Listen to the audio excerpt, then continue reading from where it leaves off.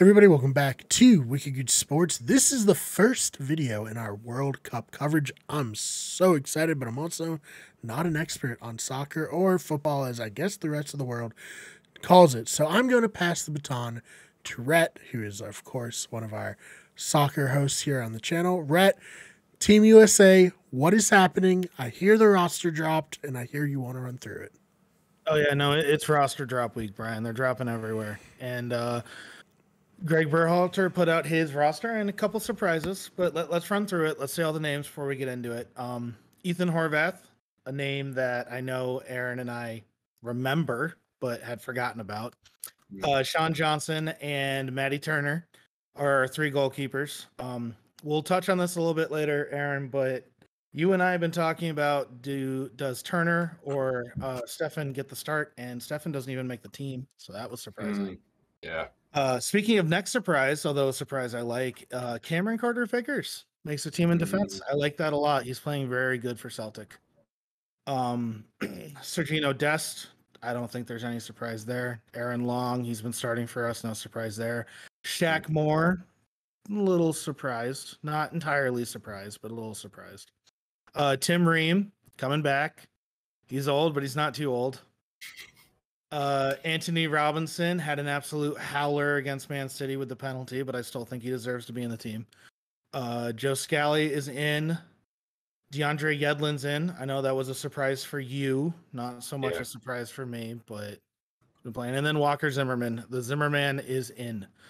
Midfielders, we have Brendan Aronson. No surprise. Kellen Acosta. Not very surprised. Aronson's teammate, Tyler Adams at Leeds United. No surprise. Luca De La Torre. A lot of people were talking about if he was going to be healthy in time. I think he's got a hamstring issue, but apparently Berhalter wants to take him. Weston McKennie. No surprise. Yunus Musa playing great for Valencia. Christian Roldan. Was that a bit of a surprise for you? Gotta find who he is for a moment. Oh, I pronounced him Royland. That's why. Yeah, it's Roldan. All right. Yeah. No, I'm not surprised about that one. He's been a mainstay for a while. Would I have liked to see somebody else? Maybe, but let me ask you this: do you think he gets any minutes? No. Yeah. Okay. Moving on, Jesus Ferreira, FC Dallas. Jordan Morris, that was a surprise on my end. Yes, I did not think Morris was still going to be in this team. Mm-hmm. I don't think he should be in this team. We're on to forwards, by the way. And don't worry, we're going to get to the elephant in the room in a minute. Christian Pulisic, I guess you could say he deserved it. Gio Reyna, Josh Sargent. A couple people were surprised by that. I'm not. He was playing Prem last year. He's not the reason Norwich City went down. I can understand wanting another center forward striker type. Tim Way, not surprised at all. Haji Wright, big surprise. What do you think? I think in that position, he's one of the youngest players on our squad right now, and he's got very small tourney time, cap time with the States here. So, I mean, I would have rather seen maybe Paul Areola hop in there, or because he's got speed. That dude can burn it down the side, or even maybe throw in another midfielder, or the other elephant that we're gonna, which we can get to now. Go ahead. Let's poke it. Not Jordan. Pepe is left off, which is a shock because that man carried. He's the reason we qualified. I'm willing to say that if you can put it on one person why we qualified, Pepe would be the guy. And now he's not even going to Qatar, and I do not understand it. I don't know. All Berhalter has said is he had a difficult conversation. That doesn't mean anything to me. No, it means nothing. No one's saying he's injured or anything. I don't understand it. No, I don't understand how Jordan Morris is going and Pepe's not. I don't understand how Haji Wright's going and Pepe's not. And that's like for like. We're talking about forwards now. And goal scoring, I think, is going to be a problem. Oh, for sure. It was somebody in The Athletic was saying that forward is going to be the biggest problem because there is really no true forward like Belgium has Romelu Lukaku or England has geez, Harry Kane, exactly. I mean, or there's France is spoiled for choice. yeah. I mean, You know, I mean, when you we're get to trying to the scrap for bones here for number 9. when you get to the France and Belgian, I mean not Belgian, Brazil teams, it's almost like you're worried too many guys are going to be taking shots. And for us, I don't really know who the final guy is. I don't think you need a true number 9. There's been a lot of talk about true number 9s. I don't think you need a true number 9 to win. And in fact, another guy for the Athletic, I swear to God, we're going to start remembering names at some point, brought up how you don't need a high goal scoring number 9 to win the World Cup. And the last 5 or 6 World Cup teams haven't. I think CR9 for Brazil in 2002 was the last true number 9 who took the brunt of the goal scoring. That being said, the goals do have to come from somewhere. Yeah. Yeah, You know, and I don't know where they're going to come from. I'm very surprised by Zach Steffen. I understand he's on loan, but to not even make the team. Yeah. You and I were talking about, is it Turner or him and goal? And obviously, I think Turner right now is the better goalkeeper. I do, but to not even make the team, I forgot Ethan Horvath existed. No offense. Well, the only reason Ethan Horvath is there is because he saved that penalty in the what cup did we play with Mexico where we sniped 2 cups from them? It was the first one. It was the Gold Cup. So the league, the Nations League. Nations League, that one. What it was called. I think he made that PK save, and since then, Berhalter's been on Horvath the whole time as a backup anyway. But I as like you were saying, I wouldn't start either Horvath or Sean Johnson in either of these positions. I think Matt Turner is going to be the guy who's going to get the nod for Berhalter. I think Matt Turner has been great in qualifying. I think he's been great for Arsenal. If you somehow have found this channel before you found the other ones, we do a Arsenal podcast called The Way West Stand, and I'm a very big Arsenal fan. I have watched all of his games. I think he's been very good in Europe. You know, he's been playing against PSV. He's been playing against Zurich. He's been playing against Bodo Glimt. I know that these are not the biggest names in the world, but this is not just some MLS kid who's not facing hard shots. He's been very good. And on top of that, he was fire for the New England Revolution before Arsenal bought him. Yeah. I think he's a very, very good goalie. I'm not worried about the goalkeeper. I'm worried about what the defense in front of him is going to do. Ugh, yeah. I do not love our defense. I really wish Richards was not injured. I do not. Oh, that was a big blow. I don't understand how Brooks doesn't have a team. There's a lot going on, especially in the middle of our defense. That's the thing. Like, why is this 34-year-old Tim Ream, who can barely walk, on this team? I mean, is it just because he's been great for Fulham? No. He has been fantastic for Fulham this year. I know. Pep told him the other day, if you were 24 instead of 34, you'd be playing for me. All right, fine. You know what? I want to head to the next segment, and I want you to go first. Preferred lineup. Oh dear. How would you take these 26 guys and put them in a lineup? Because I'm already getting the thought that you and I are going to disagree. There's probably a couple spots. I'm running out with a 4-2-3-1, but I know Berhalter isn't going to do that. He's probably going to run a 4-3-3. But starting from the back, this might be one of the few we agree on. It's Matt Turner. Yeah, I was going to say, we can skip right past goalie. We already talked about him. Matty T's in the goal. Unless he's dead, Matty T's starting. That's just the way it is.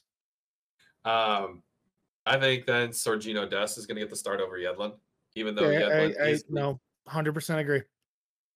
Yedlin is the only guy on this squad too that has World Cup experience. The only one. And out of the whole tournament, the United States is the youngest team in the World Cup right now. Youth can be good. Youth can be very good. I think the only reason why DeAndre Yedlin made the team is because he's been there, and they want that guy on the bench to be like a bench coach. I really do.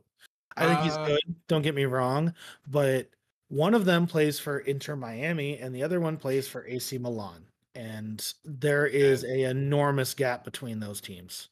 he also played for Barcelona. And, Yeah, Dest has played for big guys in Europe. I don't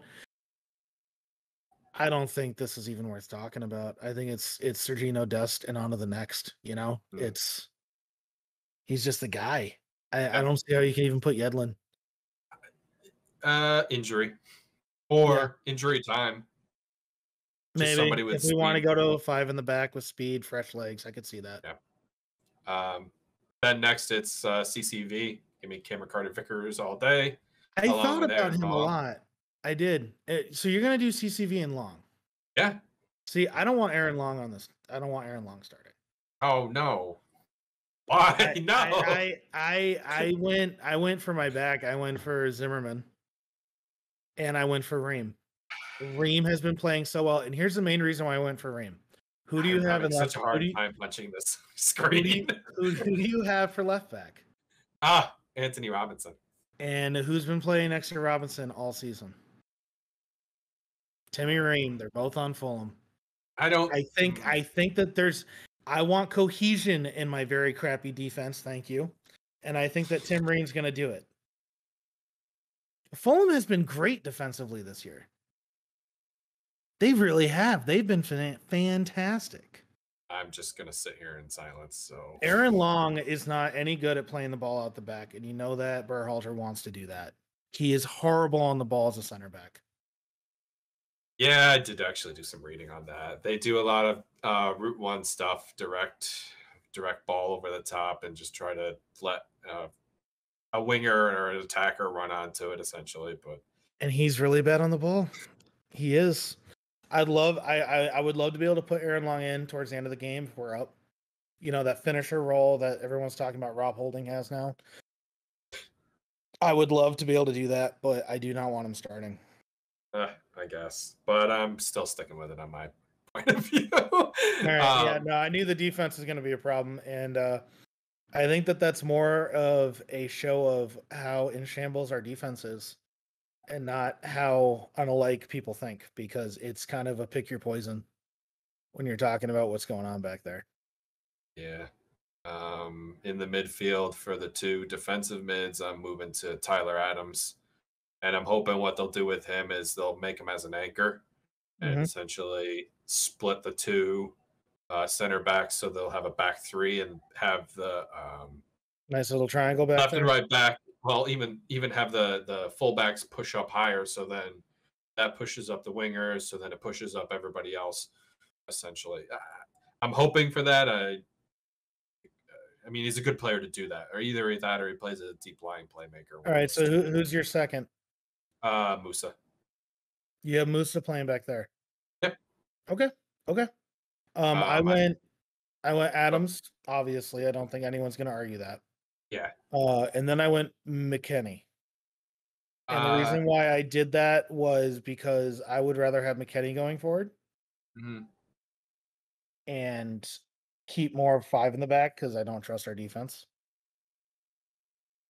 I was hoping Musa would play as like a Metzala support or something like that. A guy going to run into the channels and play 1-2s with. I don't know too much about Musa. But, if that guy is able to, it would give another dimension instead of just punting ahead and be able to work through the middle and have him carry it up through. But I'm going to be honest with you. Musa is my super sub. That's fair. I don't have him in my 11, but especially now with 5 subs, I think he gets game time every game. I don't have a problem with McKennie in that spot that you had either. And he, I think, would actually be a good Metzala attacker where he's able to go through the channels, pick up the ball from the wingers or the attackers and be able to score. And I actually think that either McKennie or Pulisic are going to be the top scorers for the United States. Okay. All right. So if we get into the 3, because you and we had talked a bit earlier, I initially had a 4-3-3. And then after looking over again, I went to a 4-2-3-1 as well. So you both have 4-2-3-1s. Who do you have in your 3? Pulisic, McKennie, and Gio. I think that McKennie. I like I like the size of Weston, to be honest, up top.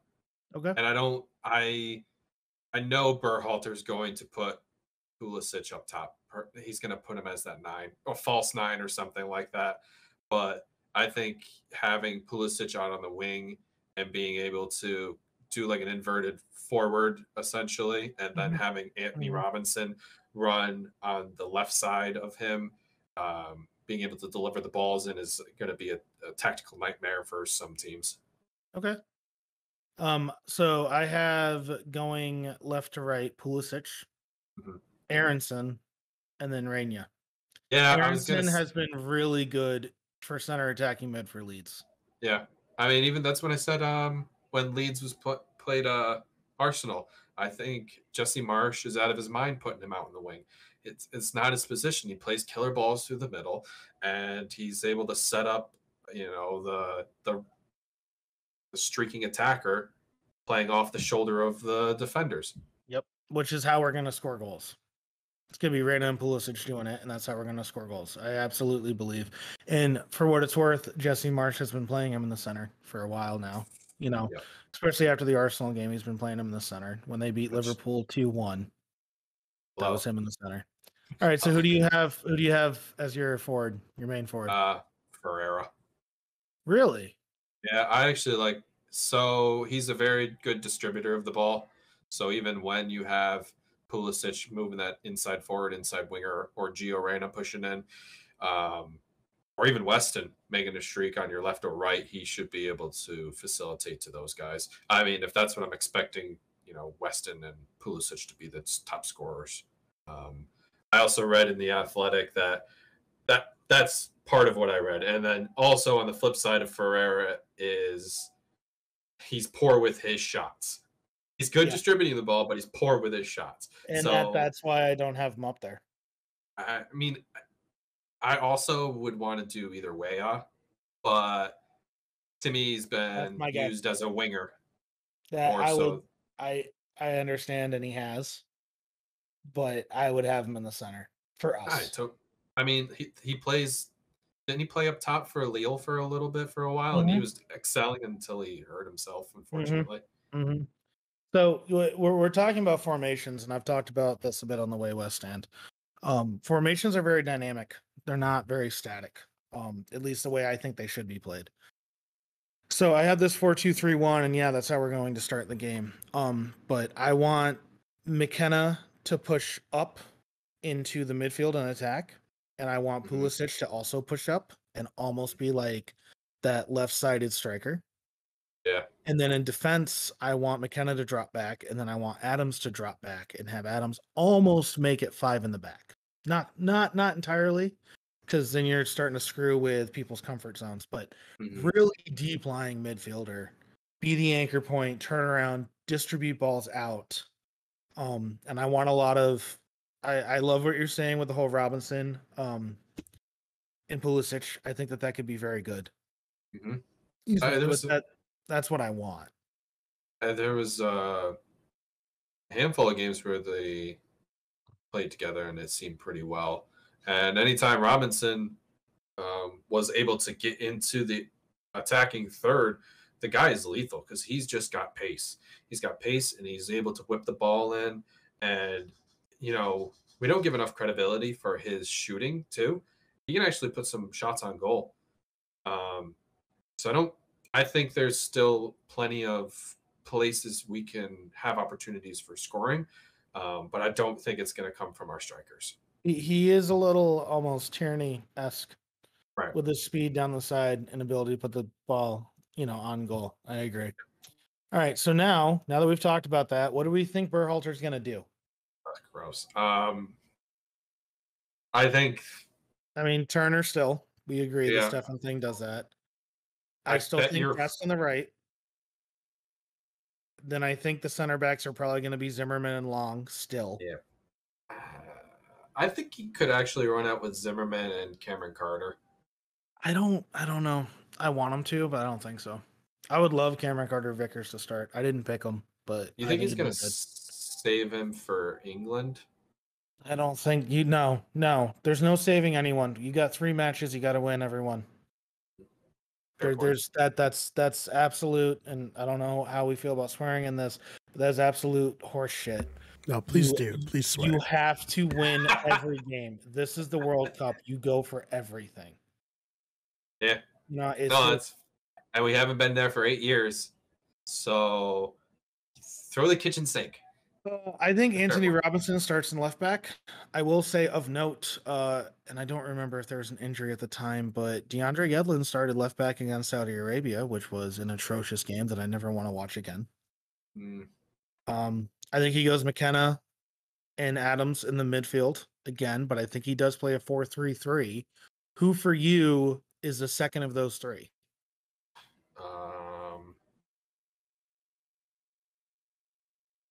Jesus. If you're I'm trying- inside Greg Berhalter's mind. So Adams would definitely be in the middle. Yep. McKenna Musa. on probably the right. I think he's going to Yeah. go Acosta. That's kind of where I was leaning. I would like Musa. I think he'll do Acosta. That or I don't know. Maybe he'll give a throw out of Luca. If I don't know if he's still going to be healthy enough. Yeah. I like him to I be. don't like that idea. Never mind. If he is healthy though, I could totally see him doing it. Yeah. I do. And I don't think he's going to take someone who's not going to be healthy. So very well, that's how we line up against Wales on the 21st. That could be exactly what happens. Mhm.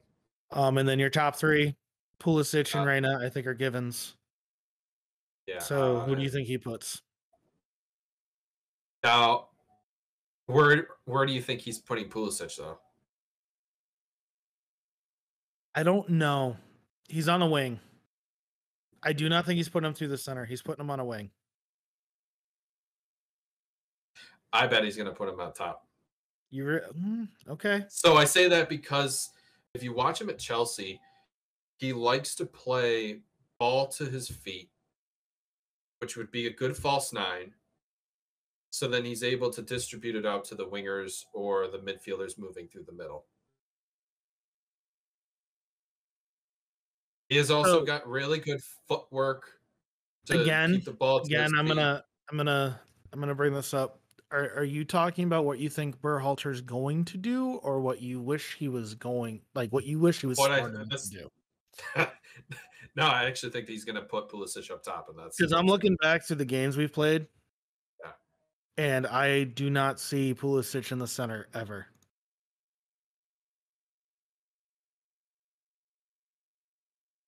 Okay. Against Uruguay, for what it's worth. Against Uruguay, he played as a center attacking mid. Ish. Again, formations and positions very fluid. All right. Well, if I'm in the mind of Berhalter, then I guess based off of recent findings, he's going to play Pulisic on the left. He's played him on the left and he's played him on the right. And usually whatever side he doesn't play him on is the side that Rain is on. And then I guess he'll probably throw up Ferreira. I think he's got a pretty much a hard on. That's what I think he does. So quick recap. We're thinking Turner. We're thinking Dest. We're thinking Zimmerman and Long. We're thinking Robinson. Then we're thinking McKenna, Adams, and probably Acosta. And then we're thinking Pulisic, Ferrara, and Reyna. That would be the 11 that we think. That is when I see lineups drop on the 21st. That's what I think I'm going to see on my phone. Probably, yeah. Not what I want to see on my phone, but that's what I think I'm going to see on my phone. Yep. So, all right. So all that being said, we've gone over what the roster is. We've gone over who we want to play where. We've gone over who we think's going to play where. Mm-hmm. All that being said, how far do you think we get? I think it's probably going to be quarterfinals. I live here, man, not here. No, I like that. I always say that we should be homers of our teams that we cover on the channel. So Team USA is our team. We got to have some optimism. All right, I feel like Rhett does not, but I do not. I will be let me pull this up again real quick because I just want to look. I want to look at the bracket one more time. Hopefully the bracket fucking matters because I don't know if that's gonna happen. To get to the quarters, we would have to win. Yeah. See, so here's my problem. Yeah. I don't think, first of all, winning Group B is a pipe dream. I know Yank Report says that we're going to win Group B, and these are all the reasons why. Yes, we show up against England. I like that. I like to show up against England. Yeah, Matty Turner plays with Saka. You know, he knows what he wants to do. That English team is strong. You know, I think the only reason why more people aren't picking England to win is because they're England. And come on. That being said, if we get second, and I'm going to tell you right now, the way we've been playing and the confidence I have in Berhalter, I will be ecstatic if we get second in our group. I really would. Yeah. If we get second, we're coming out of the group stage facing the winner of Group A. Group A consists of Qatar, Ecuador, Senegal, and the team that's actually going to win, the Netherlands. Well, So I don't see us getting past the Netherlands. Oh, hi, Harper. well, What are you talking? What are you talking, Dad? Talking about soccer with these two. Yeah, we have a new correspondent on the show. do. What are you talking, Daddy? Do you see Aaron? Say hi, Aaron. hi Harper. And that's Brian. Hello, Hello. Brian. Hello. How are you? Doing good. That's a microphone. And do you see Yeah. back there that woman shining in light? Because my webcam can't pick up the light difference as your mama. See you. Hold it. No, I'll be out in just a minute, okay? We're almost done. We're finishing up. Okay? Dad. Just a minute. Go see your mama for just a minute. Go, go, I'm gonna go. give you ice cream. Oh wait, she can't hear stuff. Go, go, go. Well, I'll be right so out. anyway, I think that We'll give it 1 the sec. Netherlands are definitely gonna be group top because I think that for obvious reasons now Senegal's missing Sadio Mane. So do I really want to face Virgil van Dijk? And I don't know. They have a really good squad. I haven't looked up what their squad is. All I need to know is Virgil van Dijk, and he's big and scary. But we like to play hard. I think a lot of teams and national teams have forgotten that United States are a very shoulder to shoulder, knock you on your butt kind of team. And I think that with some luck, that we could beat the Netherlands. I mean, I like that. Like I said, I love the optimism of it. I'm listen, I think a big question I have for you guys as someone who's, a very casual fan of football, if Team USA beats England, would that be a victory enough for it? Like, we're not going to win the whole World Cup. We know that. But could we take beating England as like our moral victory? And if that's the only thing we get out of this World Cup experience, do you think that'd be enough for U.S. soccer fans? I do. If I we don't. could beat this English... See, that's because you think we're beyond it, and we're not. If we could beat this English team, if you gave me the ability to beat this English team or Arsenal win the Prem, I'd still pick Arsenal win the Prem, but I'd have to think about it. Mm-hmm. This is a very, very good English team that only didn't win Euros because of penalties. Mm-hmm. This is I don't see, and plus we have a very good record against England in the World Cup, which is why a lot of people who are homers think that we might have a chance to win this group. Right. But this English team is really, really good. Mm-hmm. And they're not my pick to win. You guys will have to watch our next show to watch the rest of the world predictions. Yes. But we're playing for second. I really think we are. I don't think that's a mindset. Mm-hmm. I think everyone needs to be trying to win every game all the time. But realistically, we're playing for second. Interesting thing that you brought up, Aaron. I never even had Senegal getting close to the Dutch in Group A, but now that Mane's out, Ecuador might be second. I don't know who's on Ecuador enough to really have they haven't even released their squad, let alone who I would know. And they're pretty at least decent. Senegal still has Edouard Mendy. They have Koulabe. They still have. Yeah, but losing Mane is Sarr. big. Losing Mane is big. Just go ask Liverpool. Turns your whole world upside down.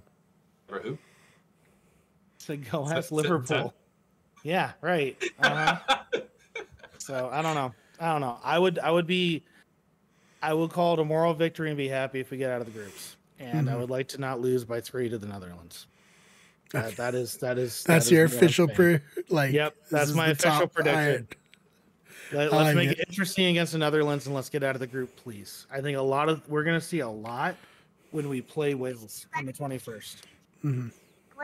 If we win that game, it puts us in a very good position. Because then we probably just have to draw Iran. I think Wales is actually going to be a scarier team than we expect. There is actually they have good speed with Brendan Johnson on the outside. They have Gareth Bale still. They have Kiefer Moore, who is 6'5", so they can just loft balls in. And I don't think we really have that tall of a defender to handle with them. Their defense is still poopy, but there's that side of it is kind of concerning for me. I mean, they still beat a decent Ukraine team to qualify into the group. But that's like their one win in the last 7. Bale is old. Ramsey's old. Thank you very much. No, go give that one to Mama. Go give it to Mama. Go. Go. I don't know. I know a lot of people. Iran's really tough for me because Iran has a very good striker whose name right now escapes me. As you can tell, I have nothing going on. But their midfield is not good. And I think that we could boss them in the midfield. I really think that we go through with 2 wins. I think England goes through with 3. And then after that, we face big boys. And if we do manage to beat the Netherlands, our quarterfinal matchup will probably be Argentina. And the buck stops there at the very least. They're not getting past Emi Martinez. Yeah, that'll be the problem. It won't be the 7 goals we let in. It'll be Emi Martinez. Exactly. Emi Martinez will be a problem. That is true. He'll score 7 goals himself. All right, guys. I think that's going to conclude our well, America. Yeah. We'll wrap this one up, but stay tuned for more. As Rhett alluded to, we have another episode where where these two are going to cover the rest of the world for the World Cup. But please stick in the channel. We're going to cover this World Cup top to bottom. It's going to be a lot of fun. We're going to do live streams. We're going to do match post-game stuff, and then you have a greater than 50-50 shot of seeing me drunk at the beer garden. It's gonna be great. It's gonna be very fun. I'm so looking forward to it, and I'm thinking this is the beginning. Absolutely. I'm thinking this is the beginning of football, soccer becoming bigger in the United States. It all starts here, and that's why we're here. So, Rhett and Aaron, thank you so much for your time, and Harper, of course. Thanks for your time, and we'll see you all in the next one. Thank you.